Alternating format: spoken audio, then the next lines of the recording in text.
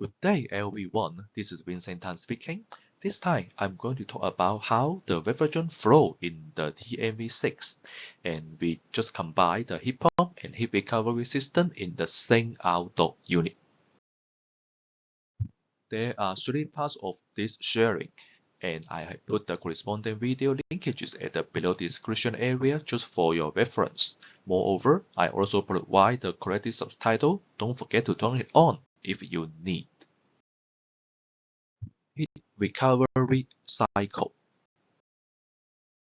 Compared with the heat pump system, this is the heat recovery system. So you can find that the outdoor unit and indoor unit is the same, but we need to add this what we call the mode exchanger. Actually, you can also call it branch box.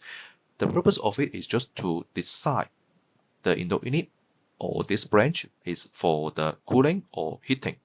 Also, you can find that there are lots of the device inside. And in this example, we also assume all the indoor unit capacity they are the same. This is for the better analyze. To give you an idea, here I just make it to with cooling mode. Also, these two indoor unit calling for cooling, and this will be off, including which the save point and original off. And the refrigerant from the outdoor compressor will first go to the outdoor heat exchanger, then the same as the heat pump system after become liquid, and then it will get through this heat exchanger. Just follow this tube, and the end is the indoor heat exchanger. And also in cooling mode, here is the subcooler. According to the subcool degree, it will guarantee this value to be the design one, which is to guarantee it can flow to higher piping. And also there's no ESV or the solenoid valve to stop here. Then you just go to the indoor ESV and get metering there, and then become the gas flow to the heat exchanger. And also attention, this time we need to combine or we need to conduct this low pressure gas to this one, this low pressure gas pipe. So the corresponding ESV, which is this 4, which should be open or off. It's very easy, right? So we need to conduct to this 2, and then this number 2 and number 3 will keep open, just like this. And then it can flow back to the outdoor unit. And here you can find it. We first turn on the number 3 and then number 2. The purpose of this sequence is just to lower the noise, which means if we can lower the pressure difference between the solenoid valve in and out, then the noise will become much lower. Okay, and go back to here. Then the refrigerant go to the gas liquid separator, then to the compressor.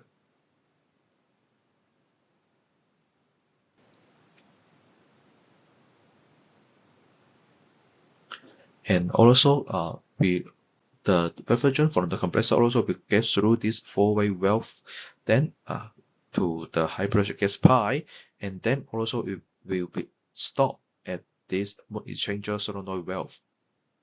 As we cannot conduct this high pressure and low pressure, so this solenoid valve 1 and the ESV will keep fully closed, right? And here is how the refrigerant flow direction for liquid pipe, low pressure gas pipe, and high pressure gas pipe. Next, we need to make this off indoor unit to be heating. And how the refrigerant flow is very easy. So you can find it. We just need to conduct this hot refrigerant or the hot gas from here to here, right? So we just need to turn on this two. and also first the EXV, then the solenoid valve. Then the purpose also to lower the solenoid valve noise, and also we can conduct the hot refrigerant here for heating, and then follow this one to join the liquid refrigerant from the outdoor unit. So you can find that with this liquid refrigerant, we can lower the refrigerant amount which is offered by the outdoor unit, which is you can lower this amount because we can have some from here, right? And also you can find that this is the cooling prevailing mode.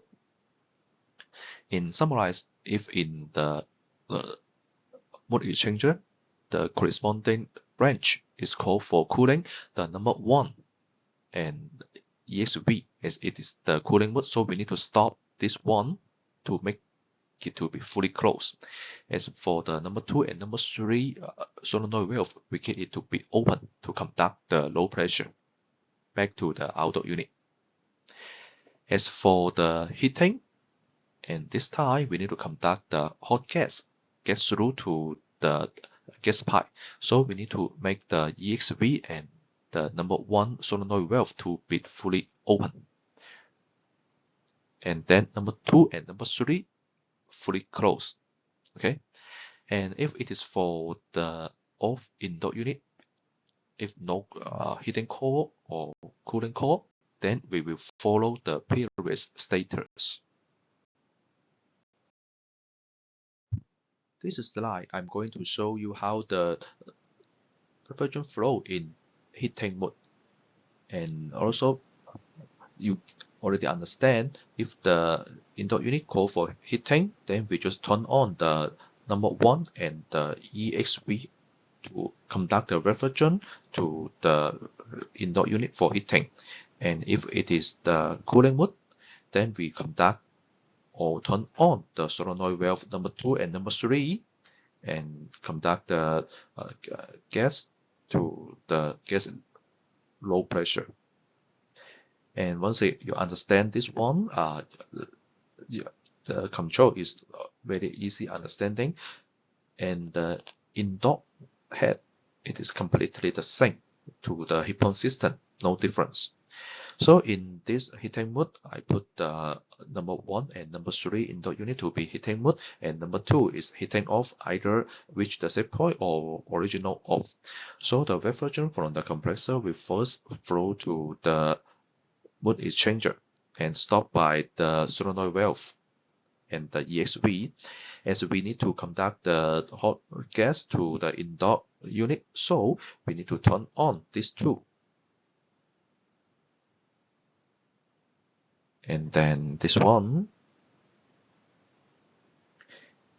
then make it to become liquid because it will release the heat, and then also turn on the EXV to make the refrigerant flow back to the outdoor unit. Then it will just do the metering here in the heating EXV, then become gas, and then to the gas liquid separator, then to the compressor. Also, if the outdoor ambient is low, then we need to turn on for the EVI. For this part, is the same as the heat pump system, no difference. And also, due to this no solenoid valve to stop here, the low pressure also it will offer just like this.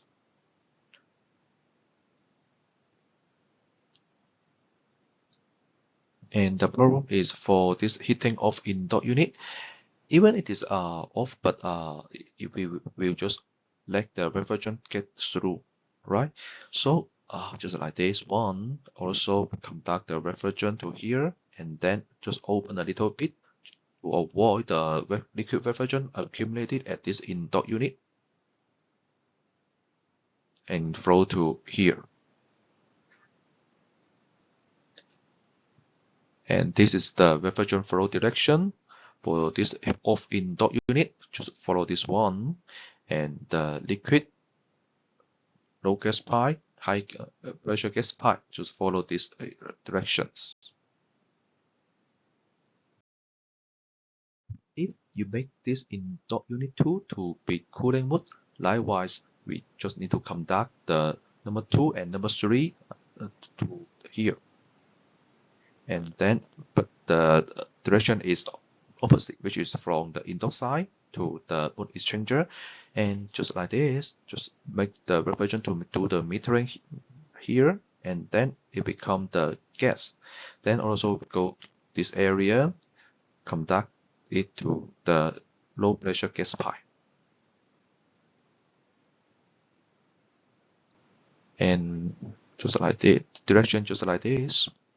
Also, you can find that in the cooling mode, we can add the cooling indoor unit to help the outdoor unit to absorb heat.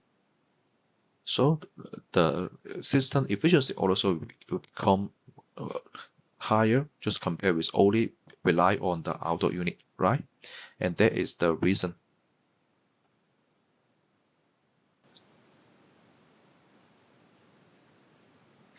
And we can also cancel this part of the refrigerant for the heat exchange by fully close this EXV.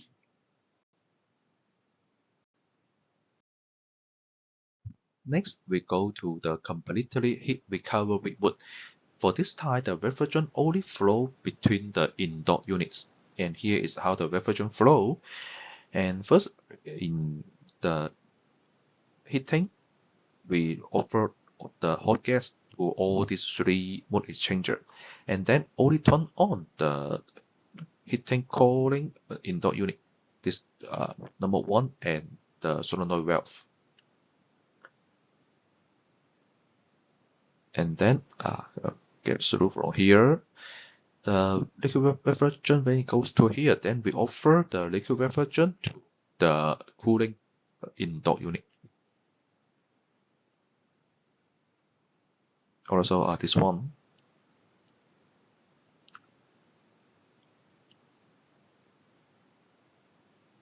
And then turn on number 3 and number 2 solenoid valve to conduct the refrigerant to go back to the outdoor unit, just like this. And then to the gas liquid separator, then to the compressor. Also, you can find that if the solenoid valve of the number 2 and number 3 it should be made off if it is the heating core or indoor unit. And here is a question that do we need to offer the refrigerant from here? It actually go back to the outdoor unit, right? Do we still need to offer to here? I'll give you 3 seconds to consider. 3, 2, 1. Okay, the answer is we still need to offer the refrigerant. The reason is this one, heat sink, because we rely on the refrigerant to cool down the compressor dry ball. Once we turn on the compressor, it becomes very hot, and then we still need to send a little bit refrigerant to flow to here to absorb the heat.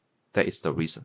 And also to do the metering, then flow back to the gas liquid separator, then to the compressor. And here is the reason.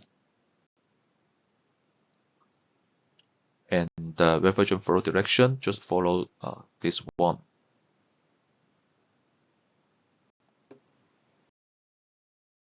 That's all for this sharing. If you still have any other question or further concerns, please feel free to contact me on my email address.